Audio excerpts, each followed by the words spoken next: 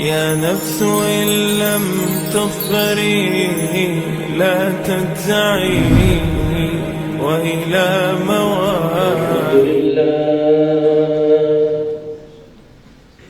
الحمد لله نحمده ونستعينه ونستغفره ونؤمن به ونتوكل عليه ونعوذ بالله من شرور أنفسنا ومن سيئات أعمالنا من يهده الله فلا مضل له ومن يضلل فلا هادي له ونشهد أن لا إله إلا الله وحده لا شريك له ونشهد أن سيدنا وحبيبنا وشفيعنا ومولانا محمدا عبده ورسوله صلى الله تعالى عليه وعلى آله وأصحابه وبارك وسلم تسليما كثيرا كثيرا. أما بعد فأعوذ بالله من الشيطان الرجيم. بسم الله الرحمن الرحيم. وسارعوا إلى مغفرة من ربكم وجنة عرضها السماوات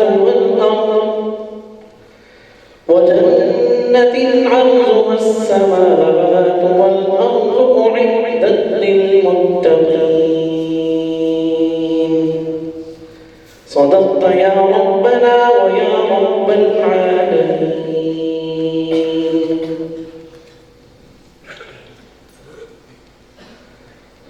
میرے انتہائی واجب الاحترام معزز سامعین حضرات بزرگان محترم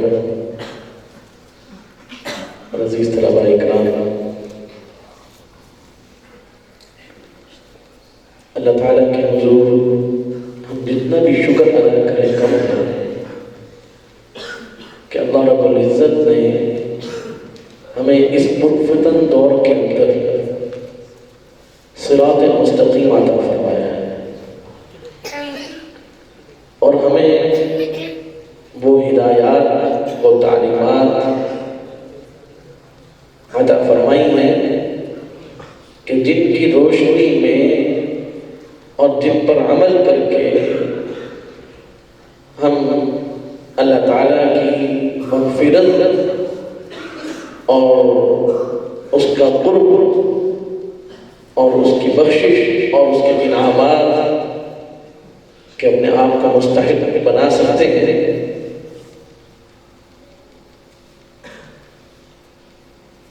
انہی ہدایات کے سلسلے میں آج کے اس خانقاہی اجتماع کے موقع پر قرآن کریم کی ایک آیت کریمہ میں نے آپ حضرات کے سامنے تلاوت کی ہے، جس میں اللہ رب العزت نے یہ ارشاد فرمایا ہے وَسَارِعُوا إِلَى مَغْفِرَةٍ مِّن رَّبِّكُمْ کہ تم اپنے رب کی مغفرت کی طرف دوڑو. مطلب اس کا یہ ہے کہ اللہ سے بخشش اور مغفرت چاہنے کے لیے تم خوب کوشش کرو. دوڑنے کا مقصد یہ ہے خوب کوشش کرو، خوب نیک کام کرو، خوب اعمال صالحہ کو اختیار کرو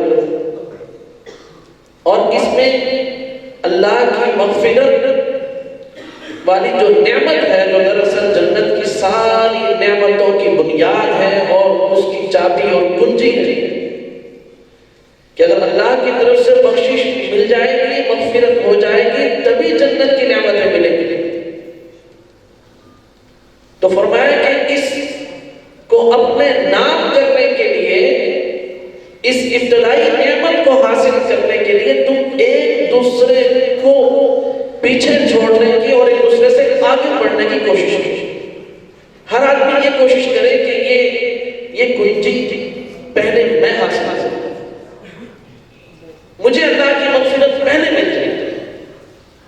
تو فرمایا اس میں مسارعت اختیار کیا، ایک دوسرے سے آگے بڑھنے کی کوشش کرو. ہر ایک یہ کوشش کرے کہ میں اس میں دوسرے کو پیچھے چھوڑوں. اور دوسری بات ارشاد فرمائی کہ اسی مغفرت کے نتیجے میں جو ہمارا اصلی گھر ہے، ہم سب یہاں مسافر ہیں. آج تک کھربوں لوگ دنیا میں آئے اور چلے گئے، اور نہ جانے قیامت تک کتنے آئیں گے، وہ سب بھی چلے جائیں گے، ہم نے بھی چلے جانا ہے. تو فرمایا کہ بھائی ہم سب انسانوں کا جو اصلی گھر ہے وہ جنت ہے. فرمایا اس اصلی گھر جنت میں اپنا ٹھکانہ بنانے کے لیے اور وہاں کی نعمتوں سے مستفید ہونے کے لیے، بلکہ یہ کہنا چاہیے وہاں کی عیش و عشرت کے لیے، وہاں کے مزوں کے لیے، فرمایا کہ وہ جو مقام ہے، جو مکان ہے، قرآن کریم نے اس کو جنت سے تعبیر کیا ہے. تو فرمایا کہ اس مکان اور اس مقام جنت کے جس میں آخرت کی ساری نعمتیں جنتیوں کو ملیں گی، انسانوں کو دی جائیں گی اور اس اصلی گھر میں دی جائیں گی. تو فرمایا کہ تم اس جنت کو حاصل کرنے کے لیے ایک دوسرے سے آگے بڑھو. یہ تمہارا اصل مقابلہ ہے، یہ ہے مسارعت. میں اس کے لیے کوشش کی. اور آخری جو بات ارشاد فرمائی وہ یہ کہ وہ جنت، پوری توجہ ادھر رکھیے، حضرات آتے جاتے رہیں گے لیکن آپ نے پوری اپنے توجہ ادھر رکھیں کہ بھائی وہ جنت اتنی بڑی ہے کہ اس کی چوڑائی کو بیان فرمایا. آپ ساتھی سمجھتے ہیں کہ دیکھو دنیا میں جتنی بھی چیزیں ہیں ان کی لمبائی بھی ہوتی ہے اور چوڑائی بھی ہوتی ہے. چوڑائی اس سمت کو کہتے ہیں کہ جو لمبائی کے مقابلے میں کم ہو. جیسے کہ آپ کے سامنے میز ہے تو یہ لمبائی ہے اور یہ اس کی چوڑائی. جتنی بھی چیزیں ہوں گی جس میں جو چیز سمت میں کم ہے اس کو ہم کیا کہیں گے کہ یہ چوڑائی اور اس کے مقابلے میں جو چیز اس کے مقابلے میں بڑی ہوگی اس کو ہم کہیں گے لمبائی. تو اللہ رب العزت نے ارشاد فرمایا کہ وہ اس جنت کی وسعت کو بیان کرنے کے لیے کہ وہ جنت آسمانوں اور زمینوں سے بڑی، اس کی چوڑائی اس سے زیادہ ہے. وہ جنت عرضها السماوات والارض. تو فرمایا کہ دیکھو ہمیں اللہ رب العزت کی مخلوقات میں جو چیز سب سے زیادہ نظر آ رہی ہے، فرمایا کہ وہ یہ آسمان اور زمین ہے. اس سے بڑی کوئی اور مخلوق ہماری نگاہ میں ہے نہیں. تو فرمایا کہ جنت اس سے بھی بڑی ہے، اس کی چوڑائی سے بھی زیادہ بڑی ہے. 3 باتیں ہو گئی. اور چوتھی بات یہ ارشاد فرمائی کہ یہ یاد رکھ لو کہ یہ جنت اللہ رب العزت نے تقوی اختیار کرنے والوں کے لیے بنائی. یعنی جو یہ دنیا کی زندگی اس ڈر سے گزارتے ہیں، یہ جملہ ذرا یاد رکھنا سب ساتھی، کہ جو دنیا کی زندگی اس ڈر سے گزارتے ہیں کہ ہمارے کسی قول و فعل سے ہمارے رب ناراض نہ ہو جائے. اس کا نام ہے تقوی. کہ ہر قول میں، ہر بات میں، ہر کام میں اللہ تعالیٰ کی رضا مطلوب اور مقصود ہے، اور ہر اس بات سے، ہر اس کام سے اپنے آپ کو روک رہے ہیں کہ جس میں اللہ تعالیٰ کی ناراضگی کا شبہ بھی کہ اللہ پاک اس سے ناراض ہو جائے گے۔ تو فرمایا کہ جو اپنی اس زندگی میں اللہ رب العزت کی رضا کو مطلوب اور مقصود بنا لیتے ہیں، جنت اللہ نے ان کے لیے بنائی ہے۔ فرمایا کہ اگر تم یہ چاہتے ہو، توجہ رکھیں کہ اگر تم یہ چاہتے ہو کہ جنت میں اللہ رب العزت تم سے تمہاری رضا پوچھے، اللہ رب العزت جنت میں تم سے تمہاری رضا پوچھے کہ اے میرے بندے آج جو تو چاہے گا وہ میں پورا کروں گا۔ فرمایا اگر یہ چاہتے ہو تو پھر چھوٹی سی جو دنیا کی زندگی ہے اس میں اللہ تعالیٰ کی رضا کو سامنے رکھو۔ آج تم اللہ کی رضا کو تلاش کرو، اس جہان میں اللہ رب العزت پھر جو دائمی جہان ہے اس میں اللہ رب العزت تمہیں راضی کرنے کی کوشش کرو کہ جیسا تم چاہو گے ویسا ہو۔ تو عزیز طلباء اکرام، ہمیں اس آیت کے اندر مسارعت کا حکم ہے کہ دوسرے سے آگے بڑھنے کی، بلکہ اس کا جو صحیح معنی ہے وہ یہ ہے کہ اس کام کو آگے بڑھ کر جلدی سے کر دو، اس میں تاخیر نہ کرو۔ اور دوسری جگہ فرمایا فاستبقوا الخیرات، کہ تم نیکی میں ایک دوسرے سے آگے بڑھنے کی کوشش کرو، مسابقہ، مقابلہ اختیار کرو۔ عزیز طلباء اکرام، جب انسان اپنی حقیقت پر غور و فکر کرتا ہے، اپنی حیثیت پر غور و فکر کرتا ہے، اور جو اللہ کی نعمتیں اس کے پاس ہیں جب ان کے سلسلے میں غور و فکر کرتا ہے تو اس کے سامنے اپنا بے حیثیت ہونا، اپنا بے حقیقت ہونا ظاہر ہو جاتا ہے۔ مثال کے طور پر ہم میں سے ہر شخص، ابھی آپ توجہ کریں میری بات پر اور ساتھ ساتھ غور و فکر بھی کریں کہ ہم میں سے ہر شخص کہ اس کے پاس عقل موجود ہے، اگر وہ یہ غور و فکر کرے کہ یہ عقل میں نے کہاں سے حاصل کی، اور اگر یہ میرے پاس نہ ہوتی تو یہ میں عقل کہاں سے حاصل کر سکتا تھا، اور کتنی قیمت پر مجھے یہ مل سکتی تھی، تو ہر شخص کا آپ میں سے یہ جواب ہوگا کہ یہ عقل میں نے کہیں سے حاصل نہیں کی، اگر یہ نہ ہوتی تو میں کہیں سے حاصل نہ کر سکتا، ساری کائنات کی دولت دے کر بھی کوئی ایک آدمی بھی عقل حاصل نہیں کر سکتا۔ وہ عقل کے جس کی بنیاد پر ہم میں سے ہر انسان بہن اور بیوی کی تمیز کرتا ہے، ماں اور بیٹی کی تمیز کرتا ہے، حلال اور حرام کی تمیز کرتا ہے، اور وہ بکری اور کتے میں فرق سمجھتا ہے، اور وہ خیر اور شر کو سمجھتا ہے، وہ اچھائی اور برائی کو سمجھتا ہے، وہ گالی کو بھی سمجھتا ہے اور وہ اچھی بات کو بھی سمجھتا ہے، وہ شراب کو بھی سمجھتا ہے، دودھ کو بھی سمجھتا ہے، وہ صاف پانی کو بھی سمجھتا ہے اور پیشاب کو بھی سمجھتا ہے۔ یہ جو تمیز آدمی کے اندر آتی ہے یہ کسی عقل کی نعمت کی بنیاد پر آتی ہے۔ اگر یہ عقل نہ ہوتی تو اور جن کے پاس نہیں ہے ان کے حال سے ہم واقف ہیں، لیکن اتنی بڑی نعمت ہمارے پاس ہے، صحیح موجود ہے، بینائی کی طاقت ہے کہ انسان دیکھ سکتا ہے، پرکھ سکتا ہے۔ یہ بینائی کی طاقت ہم نے خود کہیں سے حاصل نہیں کی، اللہ رب العزت نے اپنے فضل سے عطا فرمائی ہے۔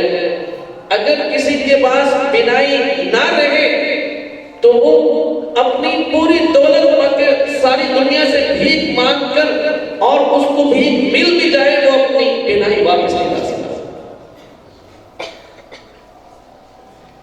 انسان تو اتنا کمزور ہے کہ وہ اپنی چاہت سے نہ اس کائنات میں آیا ہے، نہ اپنی چاہت سے اس کائنات میں رہ سکتا ہے۔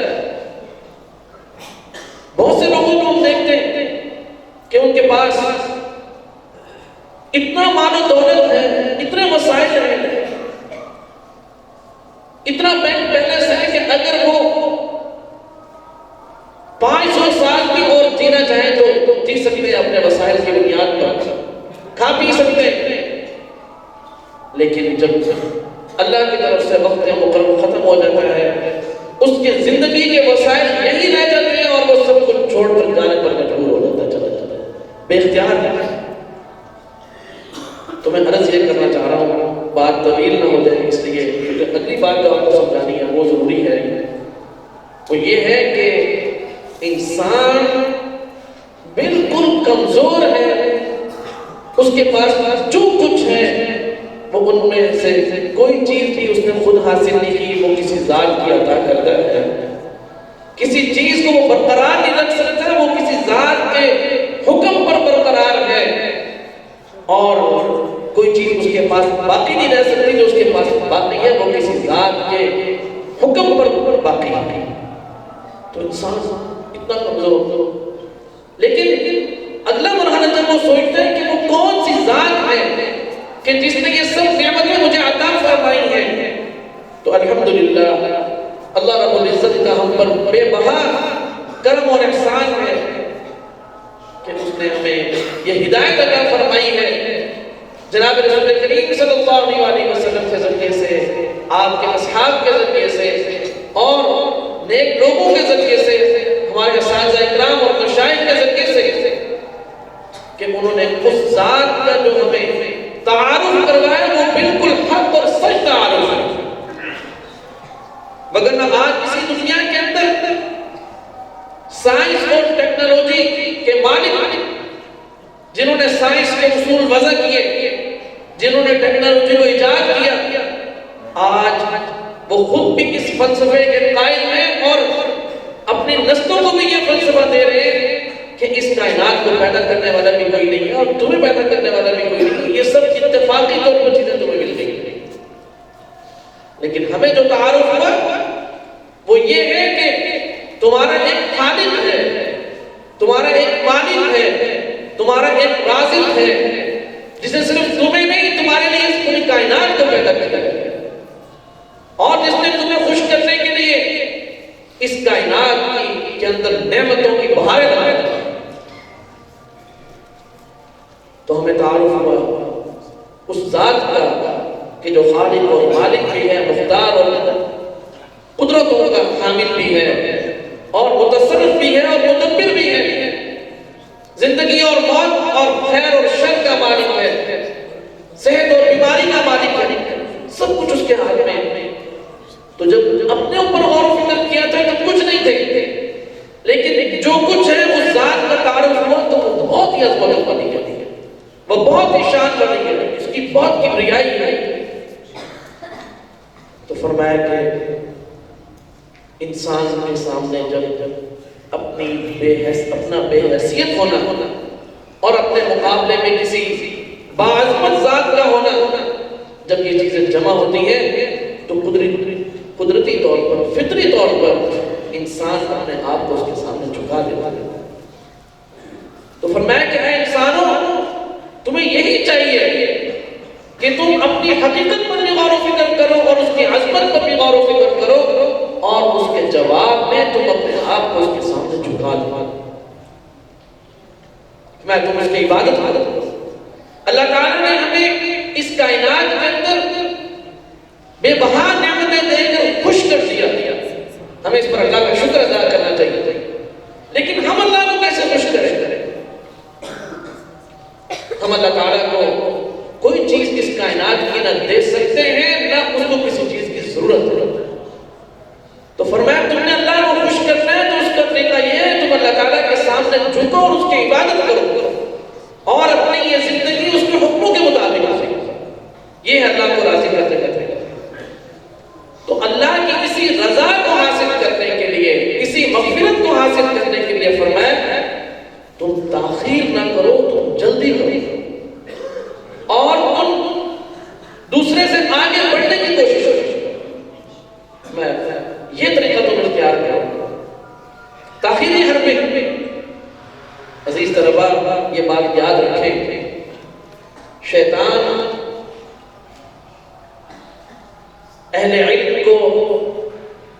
مسلمان کو، مومن کو یہ دھوکہ نہیں دیتا کہ نماز پڑھنا ٹھیک نہیں ہے، وہ اس کو یہ دھوکہ نہیں دیتا کہ روزہ رکھنا ٹھیک نہیں ہے، قرآن کریم کی تلاوت کرنا ٹھیک نہیں ہے، وہ اس کو یہ دھوکہ نہیں دیتا، وہ یہ کہتا ہے نماز بہت اچھا عمل ہے، سب سے عظیم عبادت نماز ہے، سب اس کو پتہ ہے کہ یہ مسلمان جانتا ہے اس بات، روزے کے بارے میں بھی جانتا ہے، قرآن کریم کی فضیلت کے بارے میں بھی جانتا ہے، درود شریف کی فضیلت کو بھی جانتا ہے، وہ دھوکہ یہ دیتا ہے کہ چلو کل کر لیں، آج رہنے دو کل کر لیں، اسی دھوکے میں آ کر معلوم نہیں کہ کل جب آئے گی تو ہم ہوں گے یا نہیں، دنیا میں ہزاروں لوگ ایسے چلے گئے کہ جن کا ارادہ یہی تھا کہ انشاءاللہ اب جو ہے نا ہم اپنی زندگی کو آئندہ بس کل سے ہم ٹھیک کر لیں گے، لیکن ان کی زندگی میں کبھی کر نہیں رہے، اور حضرات فرماتے ہیں کہ تمہارے پاس اس بات کی کیا گارنٹی ہے کہ آج تمہارے اندر کسی اللہ والے کی بات سن کر یا جناب رسول کریم صلی اللہ علیہ وسلم کا کوئی ارشاد سن کر یا کسی اللہ والے کی زندگی کو دیکھ کر تمہارے اندر ایک جذبہ پیدا ہو گیا، تمہارے پاس کیا گارنٹی ہے کہ تم نے جو عمل کل پر چھوڑ دیا کل تمہارے پاس یہ جذبہ بھی ہوگا؟ میں ایک وقت میں آدمی کے اندر جذبات ہوتے ہیں کام کرنے کے لیے، اور شیطان اس کو غفلت میں مبتلا کر کے کل بھی اس کو ٹلا دیتا ہے، تو فرمایا کہ آئندہ کل اس کے پاس اس کام کے لیے جذبہ ہی نہیں ہوتا کہ وہ اس کام کو کرے، اس لیے فرمایا کہ جب کسی نیک کام کا ارادہ ہو جائے، اور یہ جو نیک کام کا ارادہ ہے توجہ سنو، جب کسی نیک کام کا داعیہ پیدا ہو جائے، یاد رکھتے ہیں میرے بھائیوں، یہ نیک کام کا داعیہ خود بخود نہیں آتا، یہ اللہ کی مہربانی ہوتی ہے اپنے بندے پر کہ اللہ تعالیٰ اس کے دل میں نیک کام کا جذبہ پیدا فرما دیتے ہیں، داعیہ پیدا فرما دیتے ہیں، فرمایا کہ نیک کام کا داعیہ تمہارے دل میں اللہ کا مہمان ہے، تمہیں چاہیے تم اس کا اکرام کرو، اس میں تاخیر نہ کرو۔ شیطان پھر ایک اور دھوکہ دیتا ہے کہ جی ابھی تو بہت سی مصروفیات ہیں، یہ مصروفیات ذرا کم ہو جائے پھر انشاءاللہ اس کو لکھ لیتا ہوں، ذہن میں رکھ لیتا ہوں، پھر کر لوں گا۔ میں ایسا اگر تم اس طرح کرو گے تو کبھی بھی نہیں ہو سکتا کہ تم وہ کام کر سکو۔ کام کرنے کا طریقہ یہ ہے کہ جب کسی نیک کام کا ارادہ ہو جائے تو اپنے انہی نیک کاموں کے اندر اس کو بھی شامل کر دو، اس کے لیے بھی وقت نکالو۔ تو فرمایا کہ شروع میں مشکل ہوگی، لیکن پھر وہ تمہارے اوقات کے اندر اور تمہاری مصروفیات کے اندر خود بخود اپنی جگہ بنا دے گا۔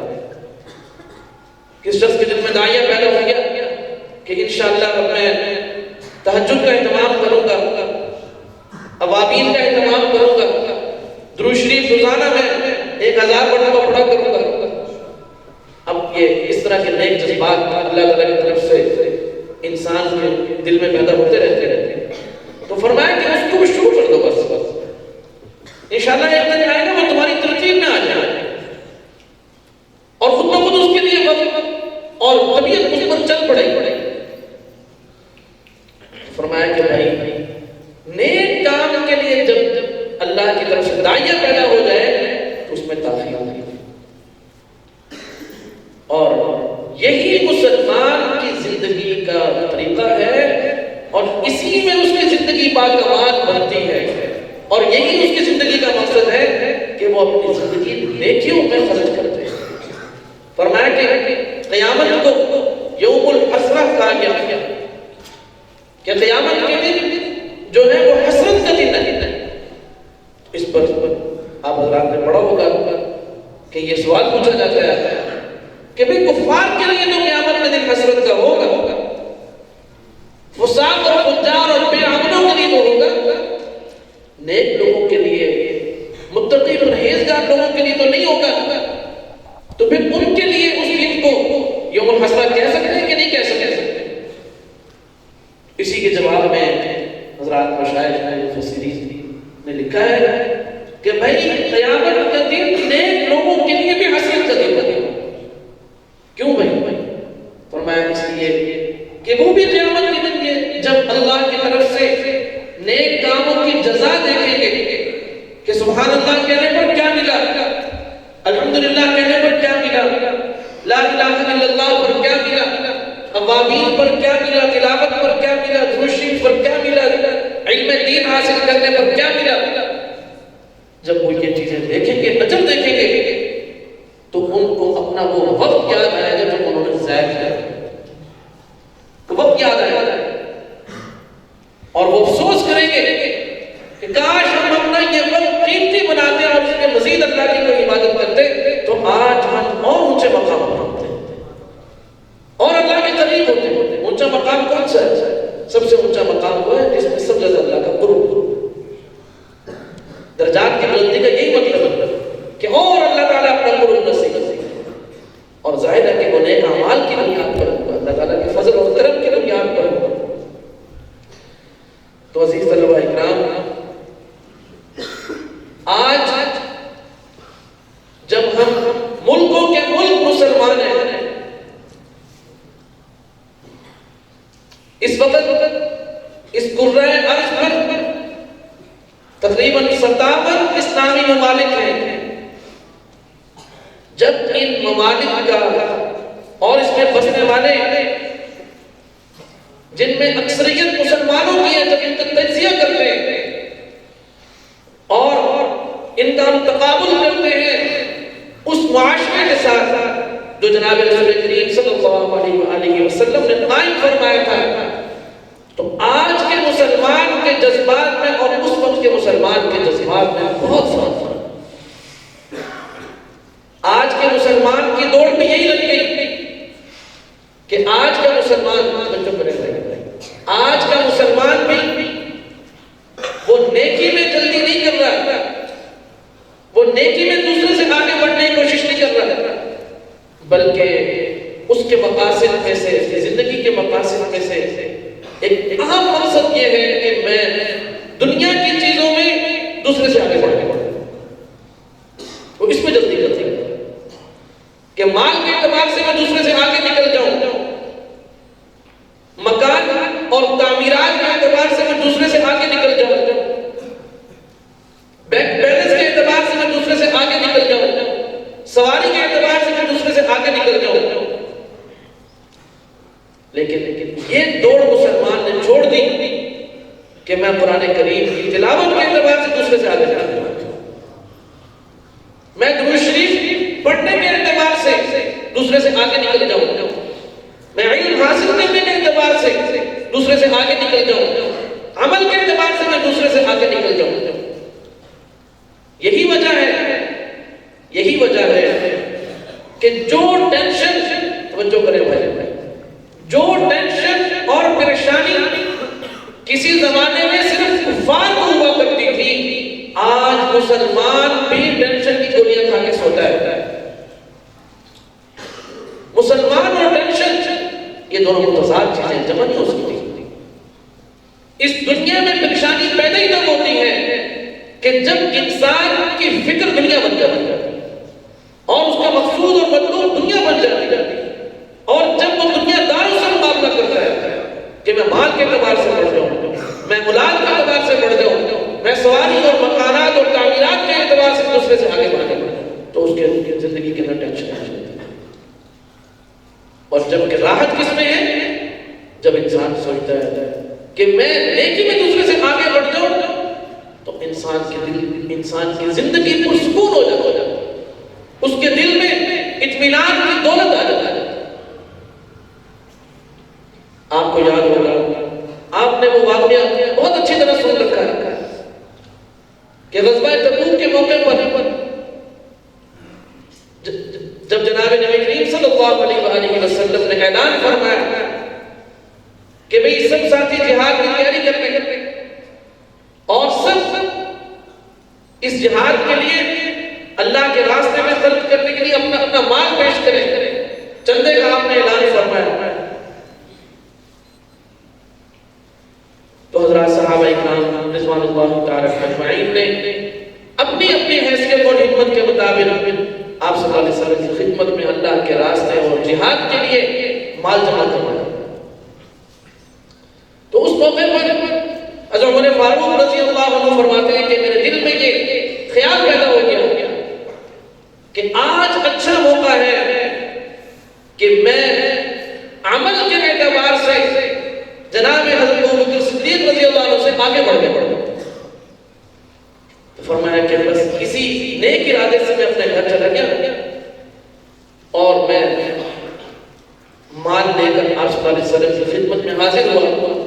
تو آپ علیہ السلام نے پوچھا ہے عمر کتنا لائے ہو اور کیا چھوڑ کر آئے ہو؟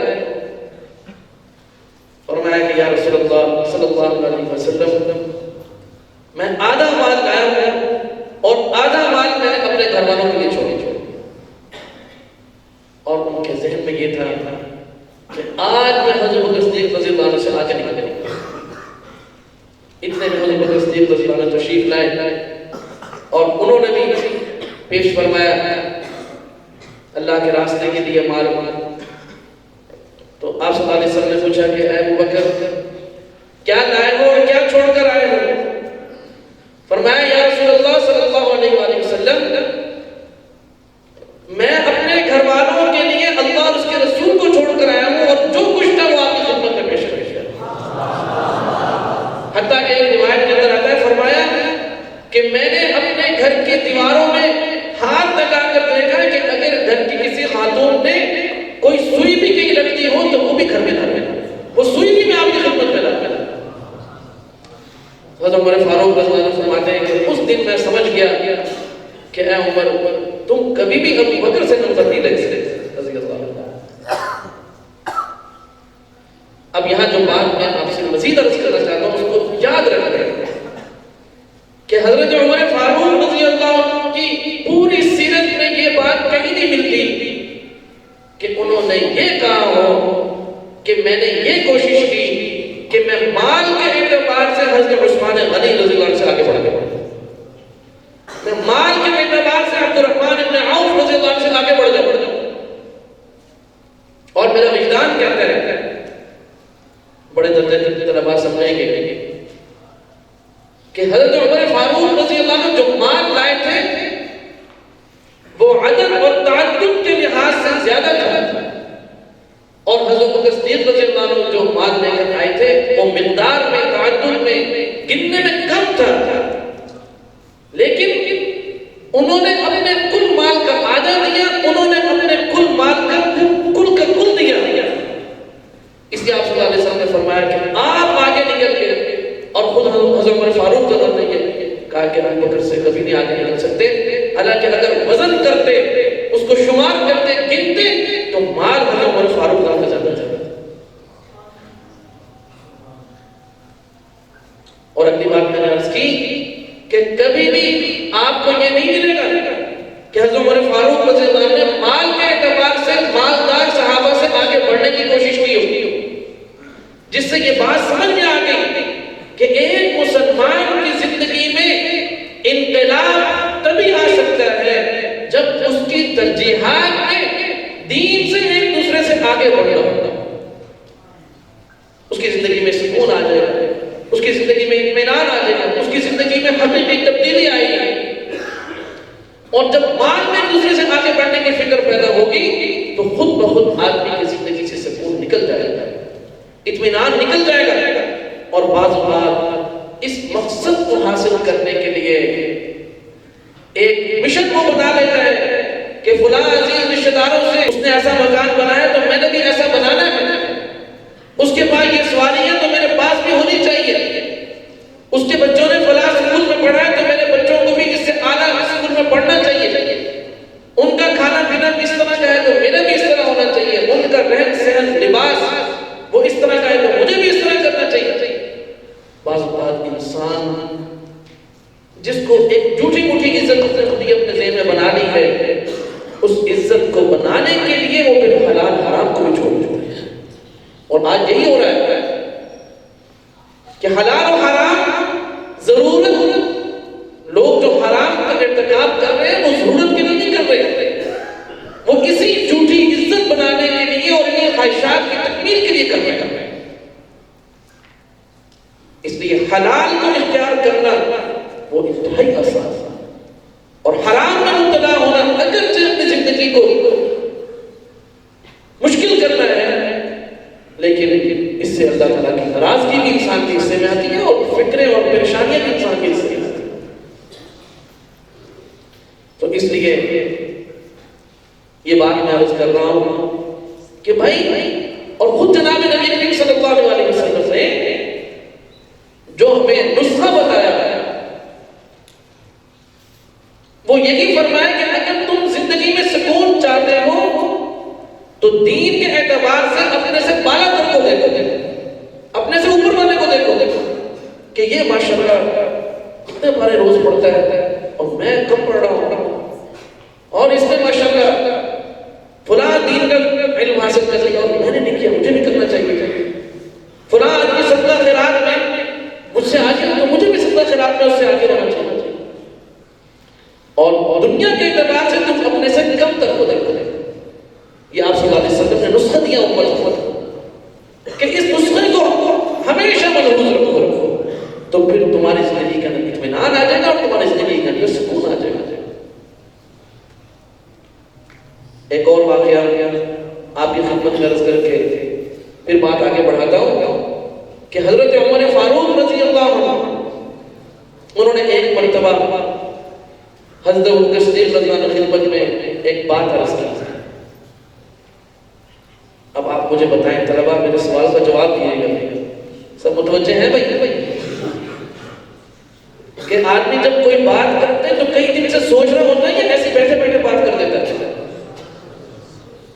بتاؤ تو نہ معلوم کتنے دنوں سے وہ غور و فکر کر رہے ہوں گے کب موقع آئے اور کب ان کا موڈ بہت اچھا ہو اور ماحول بنا ہو میں اس وقت ان سے بات کروں۔ تو جب وہ موقع آیا تو پھر عرض کیا کہ اے ابوبکر رضی اللہ عنہ، آپ سے میں ایک ڈیل کرنا چاہتا ہوں۔ ڈیل سمجھتے ہو؟ مجھ سے ایک معاملہ کر رہے ہیں۔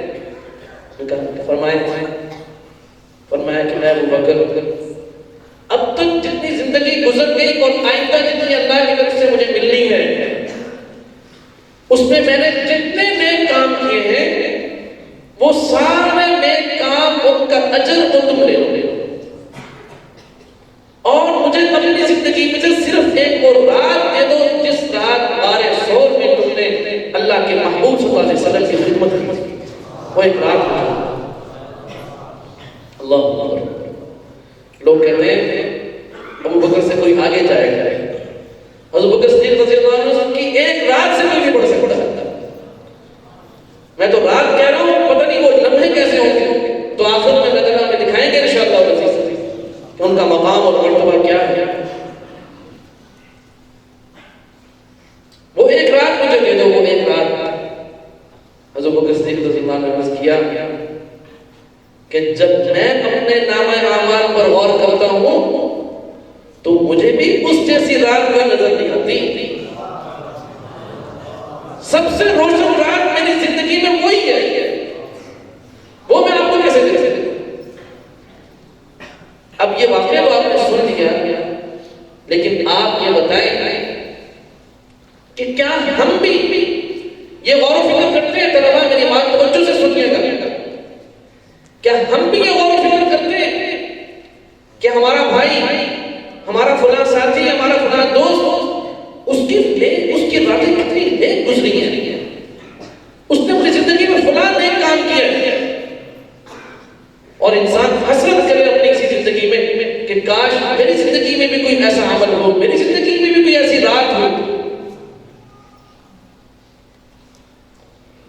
تو میرے عزیز طلبہ اکرام، اصل دوڑ یہی ہے کہ نیکیوں میں ایک دوسرے سے آگے بڑھنے کی کوشش کرنی چاہیے، اور دنیا داری کا حال آپ کو ایک واقعے سے میں سناتا ہوں کہ جو شخص دنیا کی فکروں میں اپنے آپ کو گھیر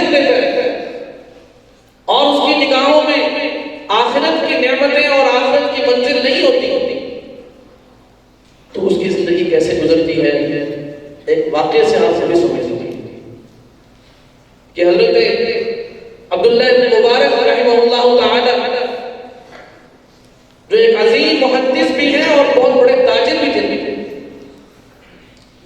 وہ فرماتے ہیں کہ پہلے میری جو رہائش تھی وہ ایسے محلے میں تھی کہ جس میں امیر لوگوں کی رہائش ہے، امیر لوگوں کا محلہ تھا۔ تو فرمایا کہ میری زندگی کا وہ جو وقت ہے وہ انتہائی پریشانی میں گزرا کہ ہر وقت میری طبیعت میں ناشکری کے جذبات رہتے ہیں کہ فلاں کے پاس تو یہ ہے، میرے پاس یہ نہیں ہے، فلاں نے اب یہ لے لیا تو اب مجھے بھی لینا چاہیے، فلاں نے گھر ایسا بنا دیا تو مجھے بھی بنانا چاہیے، فلاں کے پاس اتنی سواری ہو گئی تو میرے پاس بھی ایسے ہونا چاہیے۔ فرمایا کہ پھر ایک دن میں نے فیصلہ کیا کہ میں اس محلے میں رہوں گا ہی نہیں۔ چنانچہ میں نے عام جو لوگ تھے ان کے محلے میں جا کے میں نے اپنا گھر بنا لیا۔ تو فرمایا جیسے ہی میں نے اپنا گھر وہاں بنایا تو میری زندگی اللہ کے شکر سے بھر گئی کہ میں نے دیکھنا شروع کیا کہ بھئی اس کے پاس تو یہ بھی نہیں ہے، اس کے پاس یہ بھی نہیں ہے، میرے پاس تو یہ بھی ہے، یہ بھی موجود ہے، یہ بھی موجود ہے۔ تو فرمایا کہ میری زندگی، اب دیکھیے محدث اتنے بڑے اللہ کے ولی بھی ہیں، محدث بھی ہیں، متقی بھی ہیں، اللہ والے بھی ہیں، مال نے ان کو بھی پریشان کیا اور مالداری کے ماحول نے، دنیا داری کے ماحول نے ان کو بھی پریشان کر دیا۔ میرا آپ کا شمار کہاں ہوگا؟ ہمیں تو وہ تقویٰ نہیں، وہ کمال نہیں۔ تو دنیا داری کی جو زندگی ہے، جب انسان اس کو مقصود بنا لیتا ہے، مطلوب بنا لیتا ہے، اس کی زندگی کے اندر پریشانیاں آ جاتی ہیں اور اللہ تعالیٰ کی ناراضگی بھی اس کے حصے میں آتی ہے اور آخرت کا نقصان بھی اس کے حصے میں آتا ہے۔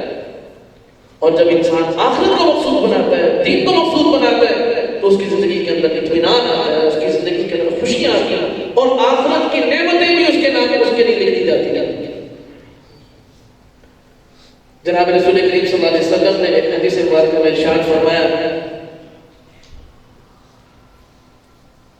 کہ تمہیں کس بات کا انتظار ہے کہ شیطان ہمیں یہ دھوکہ دیتا ہے کہ آج نہیں کل کر لینا۔ فرمایا کہ تو بالکل ایسے ہی ہے، تو جو ہے فرمایا کہ تو بالکل ایسے ہی ہے کہ جیسے کوئی شخص رات کے اول وقت میں یعنی مغرب کی نماز کے بعد اس کے دل میں کسی نیک کام کا داعیہ پیدا ہوا اور اس نے یہ سوچا کہ بس یہ تھوڑی سی رات گزر جائے، پھر جب روشنی ہو جائے گی پھر میں کروں گا۔ اب آپ بتائیں کہ جب مغرب کا وقت اور تھوڑا سا گزر جائے گا تو روشنی ہوگی یا مزید اندھیرا ہو جائے گا؟ پھر آپ صلی اللہ علیہ وسلم ارشاد ہوتا ہے کہ جب پھر وہ وقت آتا ہے تو وہ کہتا ہے کہ اب مزید تھوڑا سا وقت گزر جائے پھر روشنی ہو جائے گی پھر کر لینا۔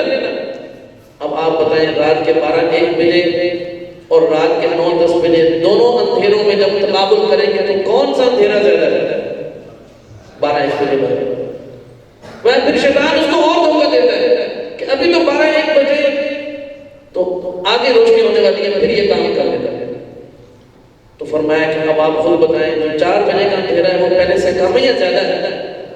فرمایا کہ رات اور اندھیری ہوتی جا رہی ہے۔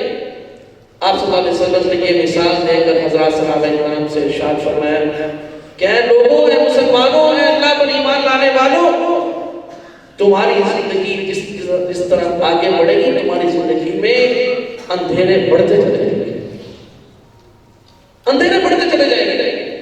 ایسا ہی ہے آج جو علم حاصل کرنے کا اور اس پر عمل کرنے کا موقع آپ کے پاس ہے وہ ہمارے پاس نہیں ہے۔ جیسے جیسے انسان اپنی زندگی میں قدم رکھتا ہے پہلے اس کے اوپر اکیلے کی ذمہ داری ہوتی ہے، پھر ماں باپ شادی کر دیتے ہیں، بیوی کی ذمہ داری، پہلے ایک خاندان سے اس نے نمٹنا ہوتا ہے، اب وہ جناب سسرال والوں کے ساتھ بھی اس کے معاملات طے ہو گئے، اب ان کا بھی خیال رکھنا ہے، پھر اس کو اپنا گھر چلانے کے لیے کوئی کاروبار، کوئی ملازمت، کوئی تجارت، کوئی نوکری کرنی پڑتی ہے، تو اب مزید ایک تیسری ذمہ داری بھی اس کے سر پر آ گئی۔ تو جیسے جیسے انسان کی زندگی گزرتے چلے جاتی ہے اس کے پاس نیک کاموں کے مواقع کم ہوتے چلے جاتے ہیں۔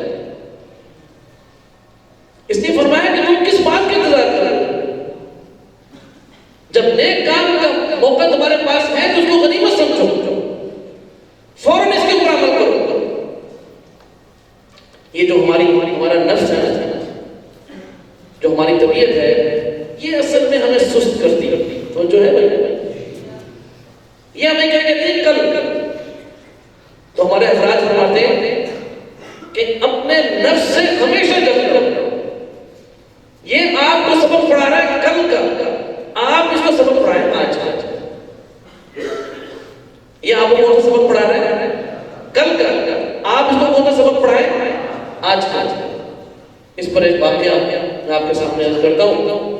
حضرت ڈاکٹر بنحی عارفی صاحب نور اللہ مرقدہ، ان کے حالات میں لکھا ہے کہ وہ تہجد کا اہتمام فرماتے تھے. تو ایک دن تہجد کے وقت آنکھ تو کھل گئی، لیکن طبیعت کے اندر انتہائی سستی تھی، اور سستی کا کوئی علاج نہیں.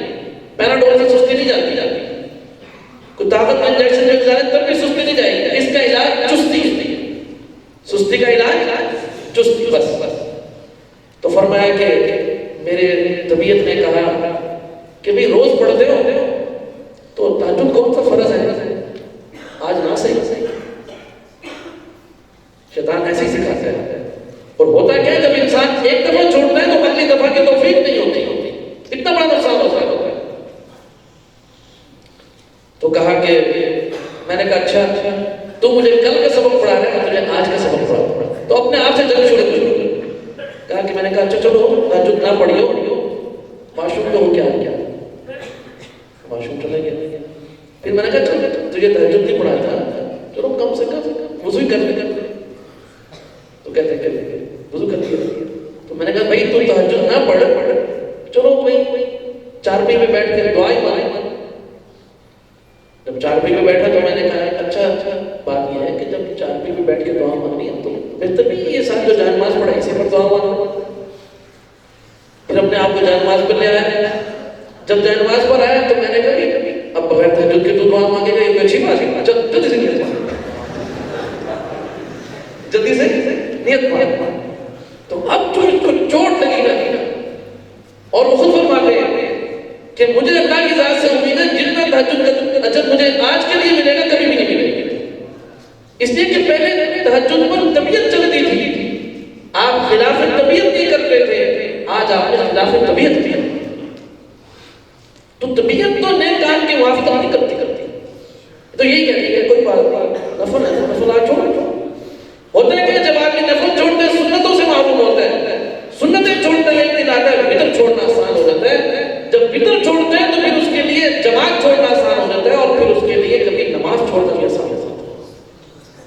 اس لیے ایک بزرگ تشریف لائے، ان سے ہم نے پوچھا، ہم خود پڑھتے تھے، ہم نے کہا حضرت کوئی نصیحت فرمایا کہ بھائی نوافل کا اہتمام کرو، نوافل کا اہتمام کرو. ہم نے کہا حضرت کوئی بڑی نصیحت کرے تو سب کو پتہ ہے. ہمارے ذہن میں کیا ہوتا ہے کہ حضرت پتہ نہیں کون سی بات کریں گے. تو فرمانے لگے کہ بھائی نوافل جو ہے یہ تمہاری نماز کی حدود اور سرحدات ہیں. جب تم اس کا خیال کرو گے تو اندر جتنی بھی نماز ہے سب کا خیال خود بخود کرو گے.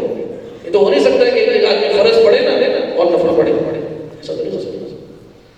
تو اس لیے جس بات کا ہم نے اہتمام کرنا ہے، اور یہ زندگی جناب رسول کریم صلی اللہ علیہ وسلم نے ارشاد فرمایا کہ تم نیک کام میں کیوں تاخیر کرتے ہو؟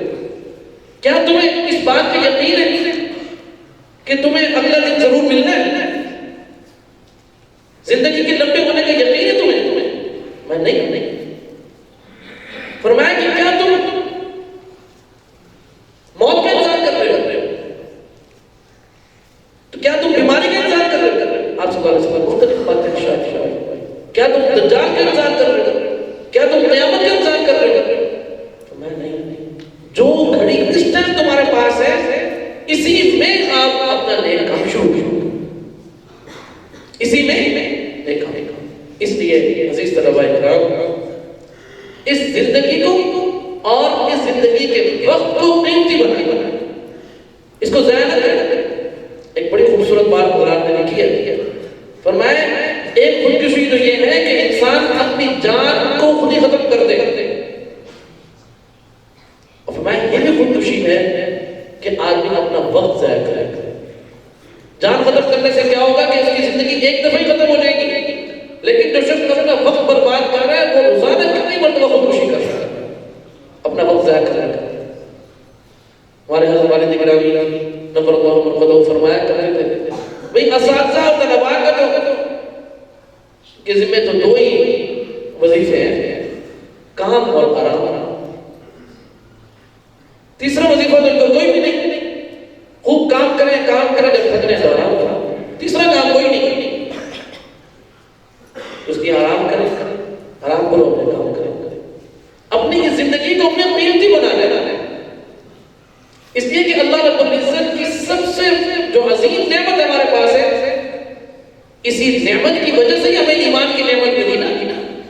اگر زندگی نہ ہوتی تو ایمان ہوتا.